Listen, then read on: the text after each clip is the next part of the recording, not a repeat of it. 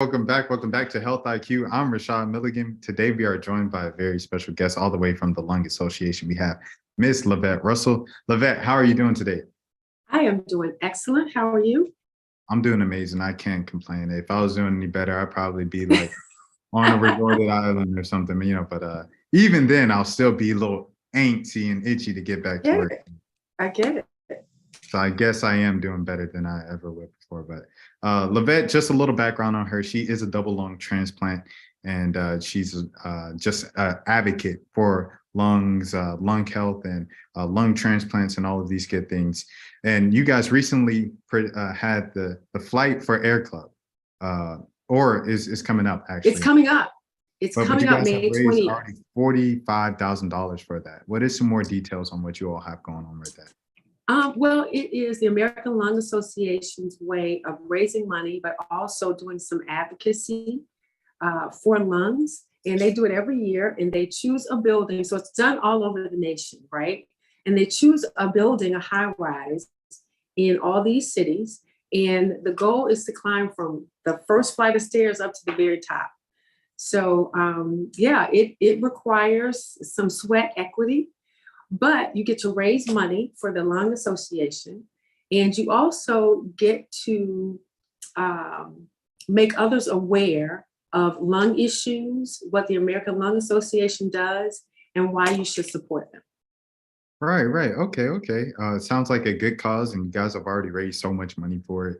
And what is the goal? Because you guys have already, like I said, raised 45,000 going into it. So what is the? Yeah, well, actually, I've raised 45,000. Excuse me. I apologize. My bad. Hey, how much clear. did the Lung Association and Lovette raise? No, we're gonna do it like this. Everybody. So everybody that puts a team together, or everyone that does the race, you can go out and raise money from your peers and your support group, right? So yes, so I want to say I worked hard, and I raised $45,000. But let me say, in the last 12 years, nationally of the American Lung Association doing this, they've raised $71 million. So clearly, doing this helps to fund a lot of things that they do.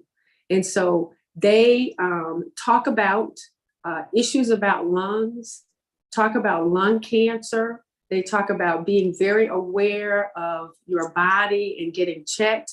They send a lot of these dollars to research, right? To do research on lung cancer, any other kind of ailments, asthma, COPD, all of those things that affect lungs.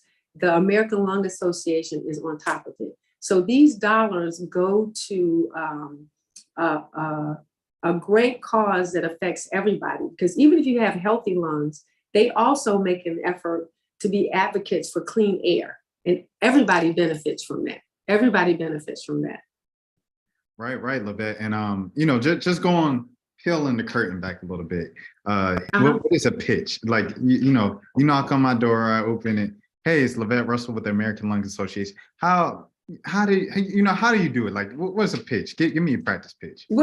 Well, let me say that I start out by telling people my story, because it is very personal to me. About 15 years ago, I was diagnosed with an autoimmune condition. And that condition ended up causing me to have severe lung issues. I was on oxygen. I pulled an oxygen tank for 8 years, okay? And so I know what it's like when you feel like you cannot breathe, because I experienced that. My lungs went from, I was a triathlete, so I raced. My body was in great shape, so were my lungs, but this just crushed my lung system. And it got to the point where I needed new lungs. 3 years ago, I was lucky enough to have 2 lungs. I'm a double lung transplant recipient. And,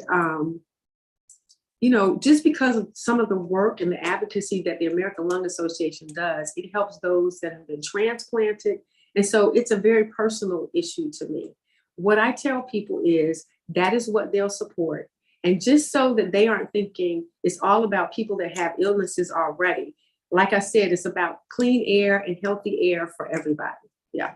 Right. 100%. And, man, miracles right there, miracle works. Absolutely. That you live in Absolutely. the flesh, you know. So when someone approaches you and gives you that story, like how could you like when you hear that 45,000, it makes sense. It makes sense. And It wait, makes sense. and you hear the fact that I was involved in 2016 on oxygen. I couldn't do it because my lungs wouldn't allow me, but I raised money then and I got a group together to do the climb for me. But I promised myself and them that when I got new lungs, I was going to come back and do it myself.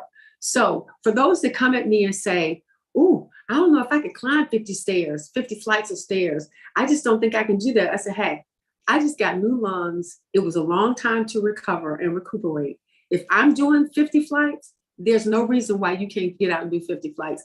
And so that moves people. That moves them.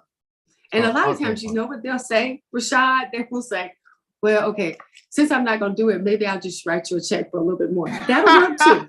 That'll Hey, work. we take Mhm. Zelle, Cash App, and let them know.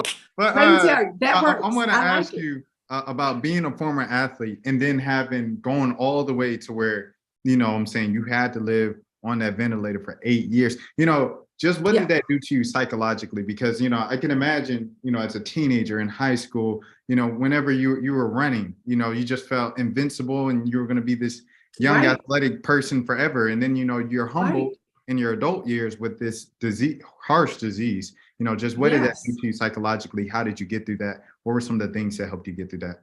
Yeah, I was uh, about in my late 40s, I want to say, when I went on oxygen. And it makes you think about your life. Now, fortunately, I've had a blessed life. I've done so many things that I wanted to accomplish. I felt good about where I was. Still, like there were many other things I still wanted to accomplish. But mentally, I was very strong. You know, just to do the triathlons that I participated in, you had to have great discipline physically and mentally. So, fortunately, that part was there, but it made you think about your mortality more. Okay. And you think about dying because I got to the point where they gave me 2 months to live on the lungs that I had because it took a long time for me to find a match to get the lungs, right? The usual wait in the area of the country that I was is 7 months. I was on month 18. And so when somebody says, okay, you have 2 more months to live on the lungs that you have, that makes you really think about your life and people around you. I was blessed to have a great, great support system and people that were always positive and picking me up. And I just felt like things would turn out the way, however they turned out, it would be for the best. But I can tell you, just like when you're real sick and you say to yourself, "God, if you make me better, I promise I'll do A, B, and C." That's exactly where I was. I was like, okay, if you just let me live to get some new lungs, I'm going to do this, I'm going to do this. And I have come out on the other side, and that is what I am doing. I mean, I'm walking the walk, I'm not just talking it. And, so it gives me on the other side of this, I have this great perspective of life. For one, I do not sweat the small stuff because there's so many other major things that can go on in your life. And it just helps me just to appreciate every single day and every breath that I have way more than the average person. So I almost feel like God gave me a gift, right? Going through this has just opened my eyes, unlike the way other people see life. Well, Yvette, let me tell you that perspective is just so admirable and commendable to have. It's kind of like a glass half full perspective, Mm-hmm. but like just on a much larger scale. You know, so salute to you for that. I do want to ask you. It feels like a lot of people kind of had some of those realizations during the pandemic. You know, in 2020, Mm-hmm. 2020, you know, sitting by themselves in their apartments, in their homes, and they're like, "Oh, this stuff it doesn't matter. This stuff matters." Right. You know, Right. so I mean, I guess, you know, Mm-hmm. for you, how was 2020 for you, like the lockdown year of the pandemic? Well, for me, it was a whole lot of things. I came back, I moved back to Atlanta with my new lungs in January, thinking that now I'm back home. I'm ready to get back out because I can move around and do all of these things. That lasted for about a month. And then we had the COVID shutdown, right? I'm like, really, God, this is what you're doing to me? And so it was a big challenge. But then I had to worry. I already had a compromised immune system. So now I'm thinking, if I get this, really, really, I could die. And I just became very careful about people around me, about staying inside, about wearing my mask when I went out, which wasn't a lot. And fortunately, my son had just finished his master's and moved back home. My husband was here. So I was surrounded with people that I could engage with. And we lived together in our little pod, right? My other son moved here for a while. And so my family was together, and that made me really happy. But I was always mindful I could get this and it can be an issue, of which a year later, I got COVID and freaked me out. But within 24 hours, I ended up getting the monoclonal antibody infusion, which was something that was new, but really rare at that point. And because of my issues, I was able to get it quickly, and I never got real sick. So I feel blessed in that regard. But it was initially a bit depressing, but I pulled myself together because I knew I had been through some other trials and tribulations, and it was just going to be okay. No, 100%. And I'm going to ask you about like the breathing with the mask on. How was that? Like, was that an adjustment for you to get these new lungs, to feel, everything like that? And then, you got to put on a mask when you go out to the grocery store, when you go to get gas, when you go to, et cetera, et cetera. Yeah, that part was easy because when you get new lungs, the first year, at least the first year, they want you to wear a mask 24/7.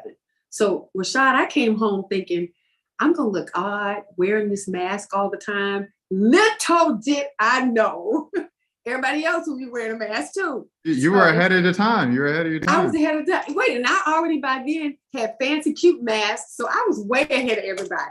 I stepped out COVID day one, bam, nice mask. No, for sure. Well, moving on. I want to ask, for the people watching this right now, what are some of the signs and symptoms that they could, look out for to notice that something might be wrong with their lungs? And for one, what I tell people is make sure that when you're young or anytime that you work hard to take care of your body. So when you get older or when you have issues, your body takes care of you. So if you get to know your body well, you know how your breathing is, you know how you feel, you know your weight, you know all of that. Just be very aware of yourself so that if there are any minor changes, you can note that, think about it. And when you see it continuing to change, go to the doctor. Don't try to say to yourself, oh, it's going to go away. It'll be okay. Let me take this. This will fix it. See what the doctor says. Because with lungs, you can take all this herbal stuff. You can eat right. You can do all of that. An X-ray will tell you that you have lung issues. And you need to know that, right? So that you can get help. So just be very mindful of everything about your body physically. So pretty much just being honest with your body. Like if you feel something, don't ignore it and like, there's nothing. Do not ignore it. That's exactly right, Rashad. Do not ignore it. No. Right. That's great. Is there a way to self check before you head to a doctor? I will tell you that the way that you can know is your normal daily activity. If you all of a sudden feel like you can't breathe or it's exaggerated breathing and you haven't been sick or you're not going up 10 flights of stairs and it's just your regular walk out to your car and you notice that it has become a bit difficult to do, then it's time to go to the doctor, right? So just noticing that and thinking about it. For me, even with this autoimmune, there were different things that were happening that I didn't understand. And I just started kind of keeping a list to the point where once I went to the doctor and I said, here are the things that are not quite right. They're not extreme yet, but they feel odd. They were able to finally tell me that I had this rare autoimmune, but that took 3 years. 3 years of keeping notes and seeing different doctors before I found out what I had. Wow. And that's kind of like something that's sad, but it's also like, the good too. It's commendable that you were that persistent and like, no, something is wrong with me. Like I have to figure it out. Like, I'm not just gonna, one doctor said there's nothing.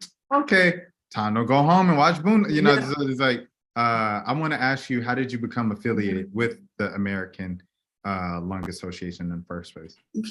It's so in 2016, when I was involved in doing it, prior to that, I was in the building where that year's race was going to occur.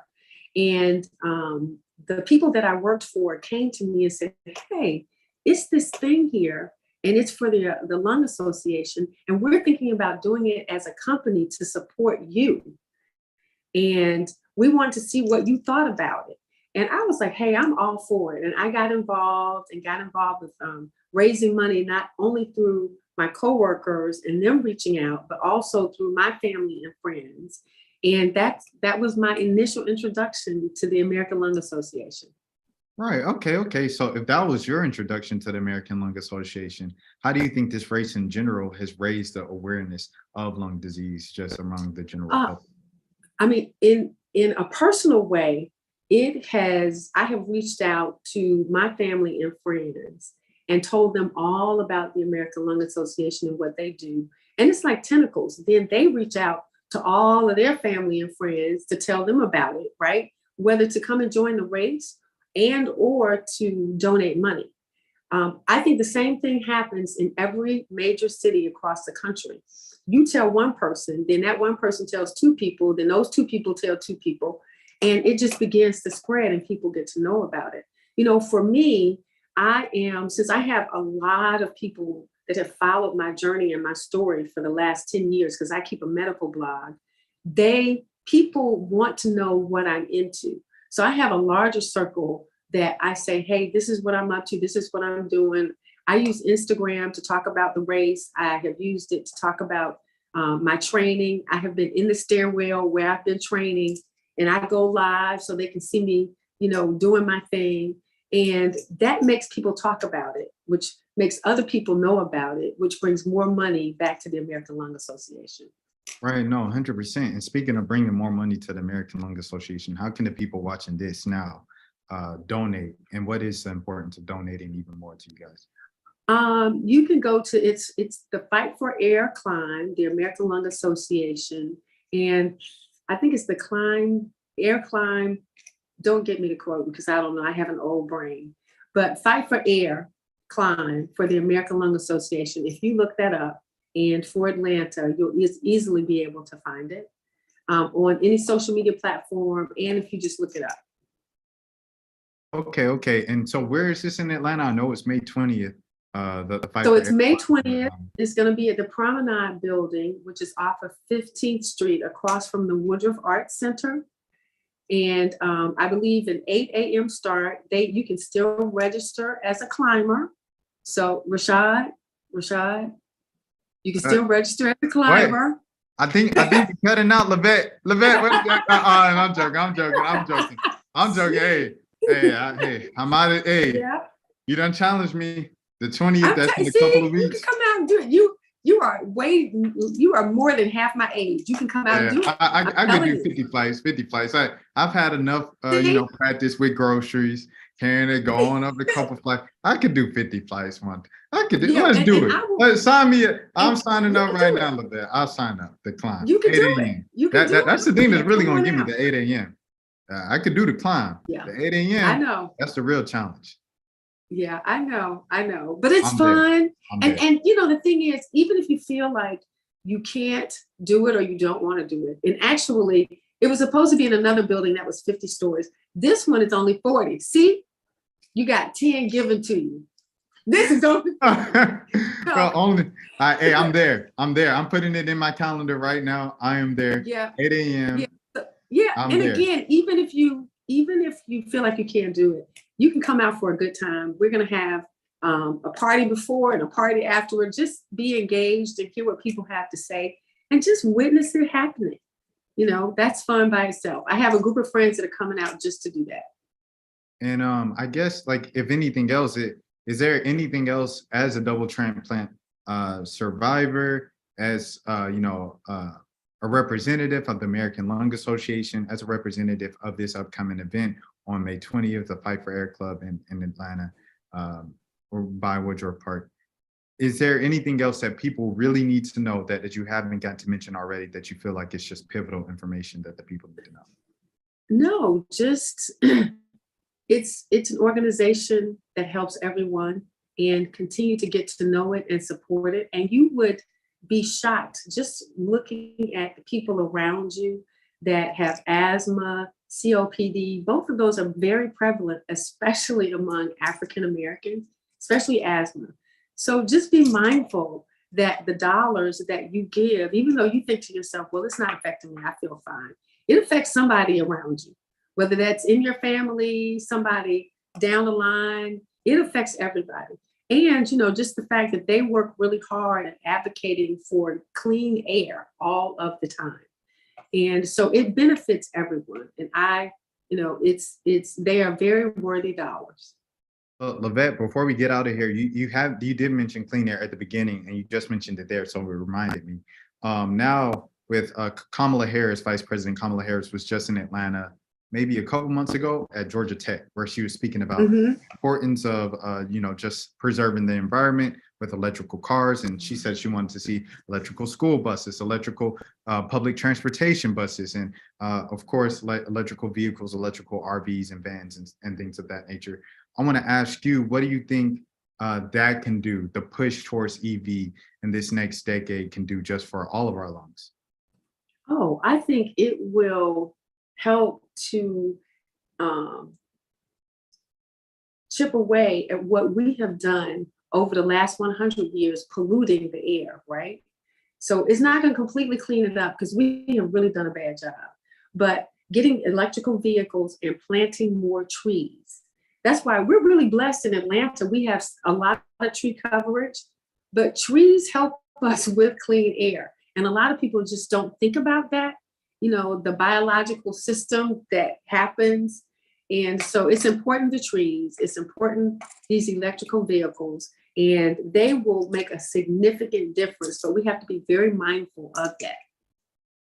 Right. And Lovette, I won't get political up here because you said Atlanta and trees, and there's trees but there's a particular forest in Atlanta that, a certain group of people are speaking about. So I'll leave it at that. And if you know, you know, if you don't, it's okay. God bless you. Yeah.